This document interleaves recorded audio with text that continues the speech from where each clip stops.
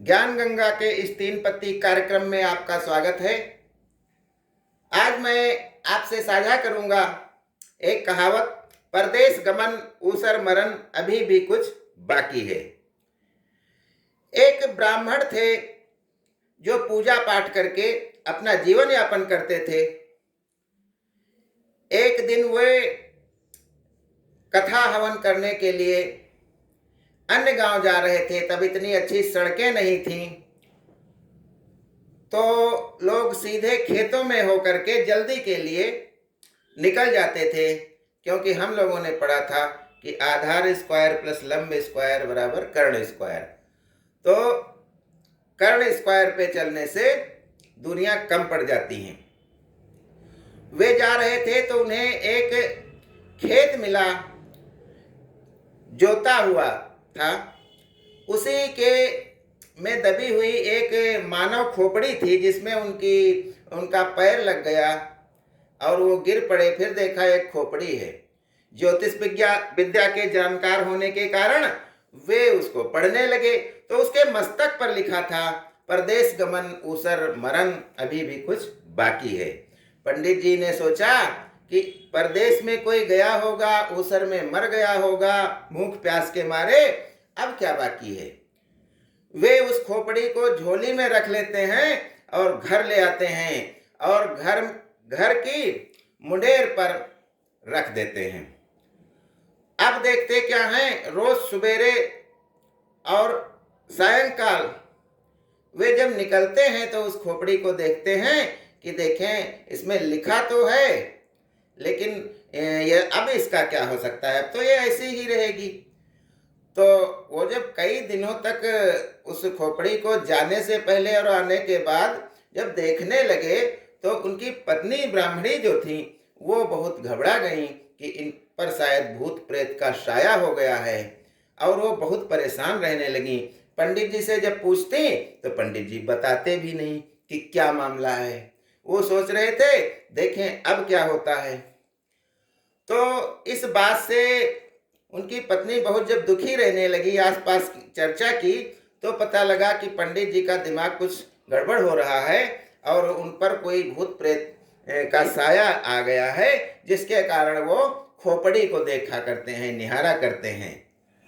तो एक दिन जब उनकी पत्नी बहुत परेशान हो गई और पंडित जी बता भी नहीं रहे हैं, तो वो जब चले गए तो उस खोपड़ी को निकाल करके गाली में रख करके मूसर से कूट करके और भूसा बना दिया और उसको घर के जहाँ घोड़ा डाला जाता था वहाँ फेंक आई। शाम को जब पंडित जी लौटे तो देखा वो खोपड़ी ही नहीं है। तो वो पूछने लगे तो उनकी पत्नी ने उन्हें पूरा हाल बयान किया। तब उन्होंने सोचा कि मेरी विद्या वास्तविक विद्या है और उस पर लिखा था कि अभी भी कुछ बाकी है, तो यही बाकी रह गया था उसके साथ होना। तो ये आप परदेश गमन ऊसर मरण अभी भी कुछ बाकी है, ये जो कहावत है इसके संबंध में मैं बता रहा था। अगली बात मैं बताना चाहता हूँ कि हमारे जो शर्ट या जो भी कपड़े पुरुषों के कपड़े होते हैं और महिलाओं के कपड़े होते हैं, उनमें बटन का क्या अंतर होता है। तो उसमें यह होता है कि जो आदमी या बच्चा उसका जो शर्ट होगा, उसके कपड़े होंगे, उनकी बटन जो है दाहिनी तरफ होगी, दाहिने हाथ की तरफ बटन होती है। और लड़कियों और महिलाओं के जो शर्ट या कुछ भी पहनने वाली ब्लाउज या जो भी होते हैं, उनमें बाईं तरफ बटन होती है। तो ये महिला और पुरुष के कपड़ों में अंतर होता है। दूसरी बात मैं बताना चाहता हूँ टमाटर के बारे में। टमाटर हमारे वैदिक काल की उपज नहीं है। टमाटर पुर्तगाली लाए थे। पुर्तगाल के रहने वाले जो थे, उन्होंने टमाटर अपने साथ उनके द्वारा लाया गया था और ये करीब 450 साल पहले भारत की धरती पर आया। तब भारत में टमाटर की जगह पर इमली का प्रयोग किया जाता था खटाई के लिए। तो पहले सब्जी नहीं बनती थी टमाटर की, केवल खटाई के लिए, खट्टेपन के लिए, चटनी के लिए इसको यूज किया जाता था। और तब टमाटर खट्टा होता था बहुत ज़्यादा। अब तो वो कृत्रिम टमाटर आने लगे हैं, जो हाइब्रिड टमाटर होते हैं, तो उनमें खट्टापन नहीं होता है। लेकिन पुराना जो देसी टमाटर होता है वो कुछ कुछ उसी श्रेणी का होता है। तो टमाटर पुर्तगाली लाए थे 450 साल पहले हमारे भारत में। तब से भारत की सब्जियों में टमाटर का अपना एक प्रमुख स्थान है। देखने में भी बड़ा खूबसूरत लगता है, लाल लाल सुर्ख। आगे मैं आपसे बताना चाहता हूं कि जो वृद्ध पुरुष होते हैं, जो बूढ़े लोग होते हैं, उनको एक बीमारी हो जाती है सेनाइल डिमेंशिया की।